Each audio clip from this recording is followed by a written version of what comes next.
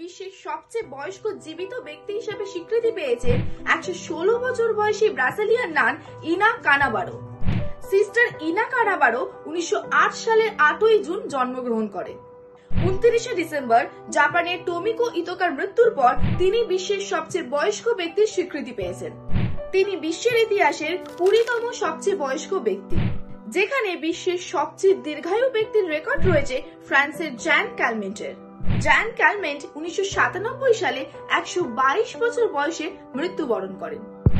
এদিকে সিস্টার কানাবারোর দীর্ঘ জীবনের রহস্য হলো তার দৃঢ় ক্যাথলিক বিশ্বাস। শনিবার অর্থাৎ 4 জানুয়ারি গিনিস ওয়ার্ল্ড রেকর্ড ঘোষণা করেছেন টোমিকো ইতোকার মৃত্যুর পর লুকাস এখন জীবিত সবচেয়ে বয়স্ক নারী। লুকাসের দীর্ঘায়ু এবং সেবা জীবন বর্তমানে বিশ্বের অনুপ্রেরণা হিসেবে বিবেচিত।